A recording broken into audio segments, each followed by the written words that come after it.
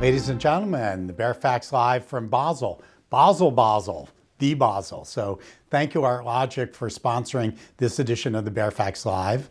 From inventory and accounts management to websites and payments, discover why the art world runs on Artlogic today. Sign up, make sure they're your guys. So our first guest here today, live from Art Basel in Basel, came all the way to do this, Magnus Resch. It's like, welcome to the show. Thanks for having me. I always wanted to be on your show. And now you got it. A dream comes true. I had to try all the way from New York. We live almost next to each other, and we had to meet in Switzerland. That's the way New Yorkers do it. So an art fair like this, you're a professor at Yale, you're an economist, you're an art market expert. What would you tell your students about Art Basel? So I would first put it into context, right? There are roughly 300 art fairs in the world. Now, Art Basel is the top of the top. And amongst the Art Basel outlets, there is Hong Kong, there is Paris, there is Miami, and there is Basel. And Basel is the original art fair, and it's the #1 art fair in the world. This is where the most powerful art collectors, the best galleries, the best artists all come together. It's like the Super Bowl of the art world. So you would tell new collectors, go to the top first, or would you have them work their way up? Well, that's a different question, right? Average price points at Art Basel are so much higher than you find at other fairs. So while we are here in Basel, there are several satellite fairs happening in Basel at the same time. Homie doesn't do satellites. Who doesn't do fairs? Me. I do always satellites. You start with the because, satellites. You know, I'm not as rich as you are. That's true. So average price point, are you rich? No. All right. Average price point at, or medium price point at a fair like Liste Basel is $10,000. Medium price point at Art Basel in Basel is $35,000, $40,000. So depending on your budget, you know, or you should know where you're going. And that's what I explain to my students and in my new book. I tell new collectors, if you go to Nada or Lista or Untitled or some of the other 100, just buy something you like, $10,000. It's like, you know, a week on vacation. Don't expect much. But when you get in the big boy, big girl fair here, you can do something really stupid with a lot of money, and it takes a different level of skill. Well, first, what are those skills? I want to go on vacation with you if you spend $10,000 in a week. I actually hiked last summer. I hiked from Munich to Venice, walked across the Alps. So that was, you know, $1,000 because all these mountain huts, they cost little. How's the Wi-Fi on the route? Were you able to stay? Of course, there's no Wi-Fi. You cannot do the Baer Faxt from there. Okay. How long did it take you? It takes roughly 4 weeks. I was a little bit faster because I cut out the final parts where it's just on the flat. So I took a train there. But over the Alps, roughly 2 weeks. I'll come back as you. So next summer, you can do the Baer Faxt, and I'm going to hike from, I think I'll go from Shanghai to Beijing. You know, and I met Klaus Biesenbach on the way here. Is he going the other way? No, he was, I met him on the flight here, and he was carrying a little backpack, and I asked him, Klaus, what's in it? And he said, it's a tent. So Klaus, after Art Basel, he's going to go somewhere in the mountains and is going to sleep outside. I'm not sure if I was supposed to tell this, but since he told me that, I wanted to share it with the world. Sonia is not going to university in America. No, he's not going to go. With his tent. So, no, I don't think so. But you asked me a very relevant question, which I forgot. What was it? What are the tips? Well, I asked you what you would tell your students. Yeah. Now, you've done a book for like how to collect art. It's a great book. Yeah, where is it? Where is it? How can I get? Oh, there it is. Oh, there it is. Oh, you know, what is it called? You know, it's called Faden. Oh, yeah. No, How to Collect Art, which is kind of sounds like a simple question, but it's not a simple question. It's talking to new collectors in a sense. What would you tell not a student but a new collector? Would you tell them be here for opening day, be here on Friday? How should they navigate an art fair? Well, as we said, first we need to be aware where we're going. So Art Basel is the main fair, but with higher price points. You can go to the satellite fairs where you can find more emerging artists at lower price points. Now, the general theme is when you buy art, you should not buy as a financial investment. Art is a very bad financial investment. Sorry to break it to you guys, but 99% of all the works that you can buy at any fair will not return the money. That means you buy it today, you try to sell it tomorrow, or you try to sell it in 10 years, you will not see your money again. In fact, you will see zero, because nobody's going to buy it from you. He's right. So if you buy art as an investment, it's not going to work out unless you buy at the very top end of the market, but there you cannot buy something for $5,000 or $10,000, even $20,000. You have to start for $100,000 or more, and then only buy from a few galleries who are showing at Art Basel. And it's really not every gallery that is showing at Art Basel. It really comes down to 5 to maybe 15 galleries. We did this large research study, so it's not really my own opinion. We looked at 500,000 artists and millions of data points in order to find out what drives the price of an artist. And the outcome of that research study, which is published in Science magazine and was voted paper of the year, is that what drives the price is the network that the artist is in, is not the actual picture, but the galleries that are representing an artist drive the price. Well, the brand name that counts is the gallery. And the gallery, I often say, is taken on the role of the great critics. So Clement Greenberg, for those of you who don't know, is maybe the most famous art critic, 50s and 60s. And if he said something was good, that sort of drove the museums and the collectors. They don't count. And what's driving it is the brand name of the gallery as being the arbiter of what's important. And when we look at the biggest brand names, we have obviously Gagosian, we have Zwirner, Hauser and Wirth, Pace, and then a fifth player can be Ropach, White Cube, and so on. This is very in line with their revenue numbers. You have those galleries at the very top making roughly $1 billion, more or less, and then you have a huge gap to the next level of galleries that are around $100 million or less.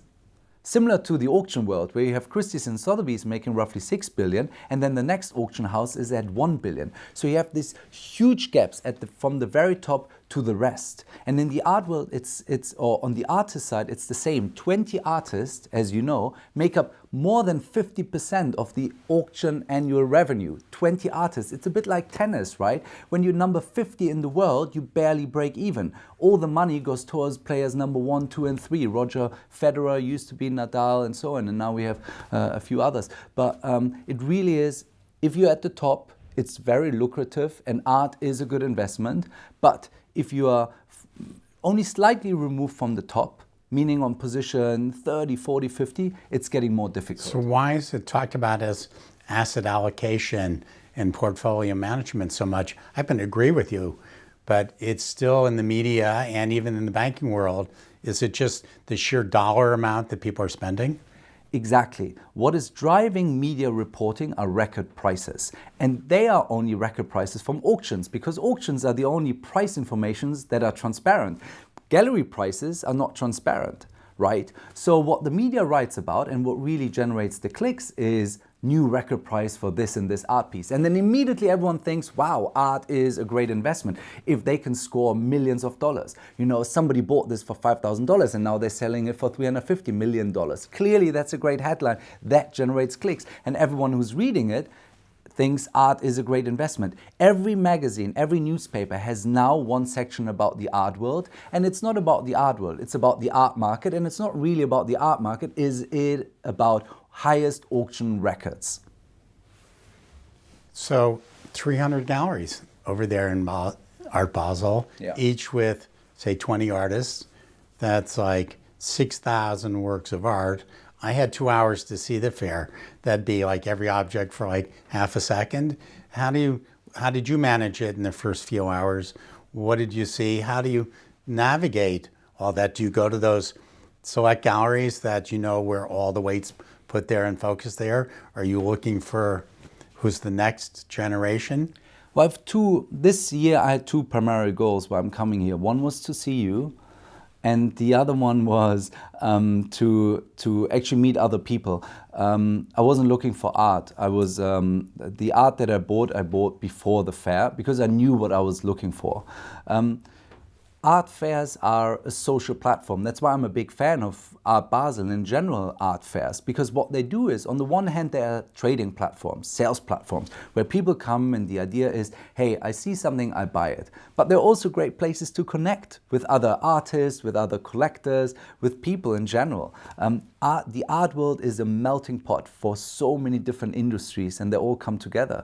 And Art Basel is providing that platform, and they do it in a very great way. Well, the thing about Basel, this is really for this week in Art Town. So you don't come here for the parties. You don't come here for the beach. You come here to go to the museums, which are great. You come here to really look 2 or 3 days at the art fair. So I think because people know that, they come with their best stuff. What was your experience? So 1.5 hours, you had time to walk over the fair. What did you see? What did you like? Coming in, it's like, how did they get that many people in an art booth in 10 minutes with like so many important people looking at art in 10 minutes? I mean, that's an urgency and like a speed that you don't get in the old days of Soho maybe on a Saturday for an hour. So it's like, wow. And then I'm thinking, these galleries, they do need 10 salespeople because they have 10 collectors in the booth at the same time. So you can't just be, you know, Josh Baer at his gallery like in the old days standing there one by one. There's so-and-so and so-and-so and so-and-so. This one owns the Mets and this one has a museum. So there was a lot. And then within an hour, it sort of dissipated. I spoke to Noah Horowitz, the CEO of Art Basel, and I asked him what's different this year. And he said, I've never seen so many people at the fair in the first hour. So I asked him, well, maybe you increased the number of VIP tickets. Art Basel, for the audience who don't know, has now several VIP categories. There's the super VIP category, first choice is called, which is at 11 a.m. today. Then there is the next category, which starts today at 4 p.m. There's the next category, which is tomorrow. And then you have everyone else on Thursday or Friday. So think about this. Initially, it used to be just one VIP category. Now they drilled it down to 3 or 4 different VIP categories. And first choice today at 11 a.m. is really where the top art collectors, it's hard to get a ticket. So I asked him, well, maybe you just increased the number of tickets. He said, no, we actually trimmed it, but the response rate this year was much higher. So it feels like more people wanted to see art. But there's something else which I find interesting. So you have roughly 80,000 people who go to Art Basel in Basel every year. Same with Miami and so on. So a lot of people, right? It's a stadium full of people. What do you think? How many people are actually buying at the fair? Well, I'll use the stat that you used without attribution maybe on my part, so sorry. You said there were maybe You've done this a couple of times. Oh, 6,000. Oh, yeah. 6,000 or 7,000 collectors in the world who spend $100,000 a year or more on art. Yeah. That's a tiny number when you consider how many people could afford to. So maybe the number of buyers today, maybe 200 or 300? Yeah, I mean, I probably think it's less than 1,000. Think about this. 80,000 people will come, only 1,000 are buying. Now, most of these purchases happen today between 11 to 4 p.m., right? Or they happen before the fair. Or they happen before the fair. Most top gallery owners, they leave Basel tomorrow because they know it's going to open up to the public and the third VIP category. I think they're making a huge mistake because they're leaving, they're doing the easy stuff that people who want, 20 people want that same painting. They're deciding which of their favorites get it. And then Friday or Saturday, which you're getting to, when new people are coming, that would be a time to, like, the artists that are harder to sell or the gallery directors to really meet the people there. And I think they're making a huge long-term mistake by deciding, I'm gone day one, I hit my number, I'll let my junior people do it, I'm going to Venice, I'm going to the beach. It's like, how do we get that 80,000 to 1,000 to go 80,000 to 2,000 to 4,000 to 8? How long is that ever going to happen? And if so, how long is that going to take? The art market desperately needs it. Why? Because the number of buyers has gone down steadily over the past years. Because they're dying? Well, because at the top end they're dying and there are no new people entering the market. Think about that. The art market has remained stable. It's roughly around the $60 billion size. So $60 billion is the total value that all the galleries, auction houses, advisors, and so on That's create like the revenue. size of the world paperclip market or something like that? Well, I don't know about the paperclip market, but there's FedEx. FedEx, there's DHL, and all these transportation companies. FedEx alone makes over $80 billion. So all the players combined in the art world make less than one. So the company that sends your check to pay for your art actually has more revenue than all the art put together. Yeah. Back in the old days, that's how we got paid. That's true. And then it only remains stable because at the top end of the market, you see record prices being scored year after year, while everyone else is failing and people are not buying. So at the same time, the number of millionaires has doubled.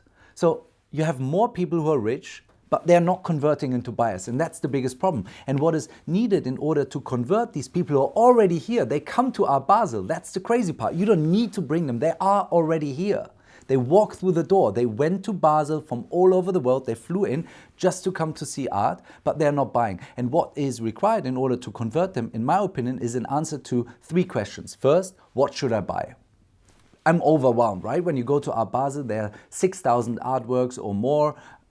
It's just overwhelming. Where should I go, right? Second question is, how much is it? It's unbelievable that you still have to ask for the price. Would you put the prices on the label? Of course. It seems to me that's always been, a good idea. In the old days, I think Bob Manushin was the only one. And it's like, why be embarrassed about it? Why be embarrassed about it? Why?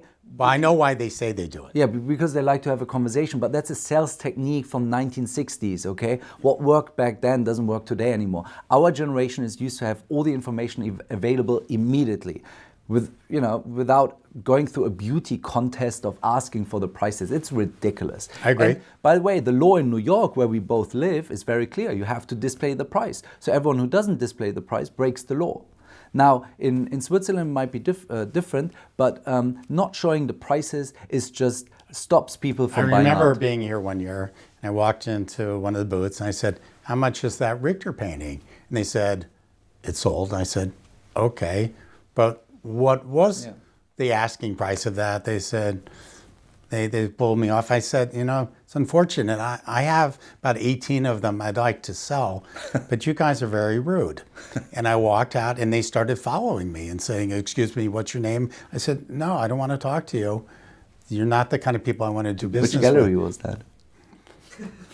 They're probably not in business anymore because that was how they did business. But I agree. So put the prices up. Why are we embarrassed? We don't need to know what the discount is, what the deal is. So that's 2. Yeah. And number 3 is, everyone is asking the same question, is it a good investment? Well, stop asking that question. The As answer it is turns no. out- Yeah, answer is no. So that frees you up to actually buy what you like. I call it responsible buying. That describes the idea that you find something that you like, and then you pay for it knowing that you will not see the money again, but it's an investment in yourself, because living with art is great. I encourage all my friends to buy art because it really makes a difference. If you have something on the wall, then having just a poster. And you're not Well, only... here's what I would say, or what I do say to my clients. I said, for everybody, there's a price point where it matters. Yeah. So determine where it is that anything under, it could be 10,000, could be 10 million. Where are you thinking, if the shit hits the fan, can I get something out? Can I sell it? And there is a pain point that it matters. And so I think you can ask that question in a responsible way, as well as just do I love it? Am I happy to have it forever?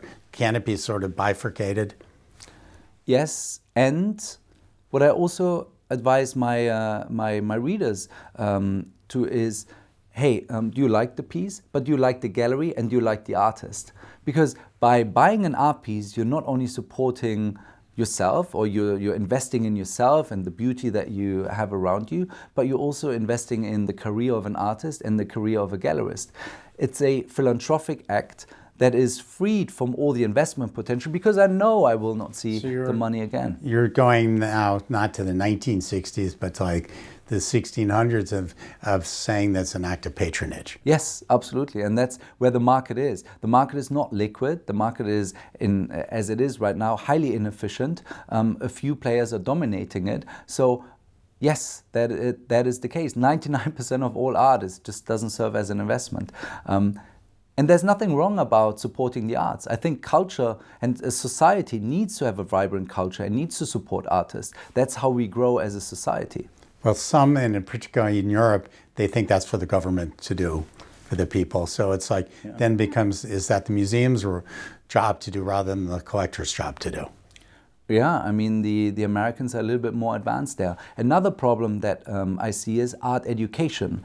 Art schools have done a very poor job in educating students for what happens after they leave art school. Number one degree that leads into unemployment in the US is an MFA. Average annual income of an artist in Germany is 9,000 euros. Annual income, 9,000 euros for an artist. So these art schools, they graduate all these kids and then they stand there. They don't know how to write an artist statement. They don't know how to find a gallery. They don't know how to price their works. I get so many emails from artists saying, hey Magnus, you know the art market, how do I price my work? Do you think $12,000 is the right price for me who just graduated? First, I tell them, well, it doesn't matter what your friends are charging. You should look at what collectors are willing to spend. As it turns out, first-time buyers are willing to spend less than $5,000. So if you price your works at $7,000 or $9,000 or $11,000, you're cutting out 90% of your potential customer group already, which doesn't make sense. So often art is priced I would agree too steep. that new art, whether it's by young artists or not, it's way too expensive. Yeah. And it is a turn-off to people, and it's a huge mistake. Huge mistake. Because And you can get the prices up pretty quickly, pretty fast if it's going well. What's in the cup? Oh, it's vodka. Oh, yeah. This is my desire to be like Andy Cohen, Bravo TV. It's like we'll be doing shooters in between in that sort of way. It's like, but do you even think we need artists to go to school? In the old days, the School of Visual Arts was not a real degree. It was a great school. And then once it became, the way I see it is once it got onto CNBC, that art sold for millions, you could go to mom and dad and say, I want to be an artist. And they saw this Basquiat kid came and made millions. So it's okay for my kid to go to Yale, I think you teach there, where they take on $300,000 worth of debt. There's no chance. Like, I think the schools should stop teaching it. Yeah, highly unpopular opinion, Josh. Not to the students once they're there. I think we should be more honest in the conversation and be very clear about the career path that an artist will take. Most artists, almost all artists, will not make it and will not be able to make a living from their art. And that is painful, but that's also the dramatic reality. We were talking about Jerry Saltz before. Jerry would want you to think that they should all be subsidized, that there should be a minimum. And that's been a thought even in Switzerland. They tried a motion to have like minimum salary for everybody. Do you believe that society would be better off in the art world if every artist was guaranteed, I don't know, $50,000 a year? No, because being an artist means also being an entrepreneur. If you're subsidized, then you have no entrepreneurial desire to actually improve your status. Now, art is important. The one issue I take with some of your teachings and books is you tend, and maybe you can tell me why I'm wrong, say something like artists need to be entrepreneurs. Many of them need to. Some of them do it and some of them are great, but that's not everybody's personality. Or I have artists come up to me and say, I'm not on social media for my art, but I have to do it. What should I do it? And I think it's not necessarily one solution that fits all. And I think you're proselytizing to get it across to the most people, but you believe it's like there's actually some room for different ways? Or I mean, every artist has a different, in the end it comes down to networking, right? Every artist has a different way how to network. Some are very loud, some use Instagram, others find a different way how to do it. The idea is more, when I say you have to be an entrepreneur, the idea is that it's not enough to just sit on your studio and create great art. outreach is part of your role as an artist. Maybe you find a great partner who does the business part for you. That's completely fine. But if you don't have that partner, and that partner is certainly not your first gallery, because galleries, they have 20 artists that they need to take care of. So clearly they cannot, do the job as good as somebody else would. Maybe you have a co-founder who helps you doing that. That's why what we are seeing now is the emergence of a couple of artist management agencies that are taking on established artists to manage their career, dealing with galleries, dealing with marketing and branding, and some of those take on also more emerging artists. Well, what I like to think is that I think the artists at least need to be paying attention to these questions. And a lot of times they're just sort of like throwing their hand up in the air. I've been making art 20 years. I don't know how to get a show, or I don't know. And it's like, dude, you've got to lean into it a little bit and be on somewhat of a level playing field with the people who show your art, people in museums, people who collect art, at least have a similar amount of knowledge of how things work. And every artist who's famous started unknown. So they all found a way, whether it was, Jasper Johns, or there was Mark Bradford, whatever, they started unknown. So it's doable. It's not just being like at the right party and things like that. So one last thought to take us out on Art Basel. Can you tell us what you bought? Yeah, Erwin Wurm. Austrian artist, standing sculpture this height, very playful. I like Erwin. I think prices are right. So yeah, and for everyone else who is listening right now, I can recommend them to take a look at my book. But remember two things. Well, there's three. It's like how to collect art. I read it. Good job.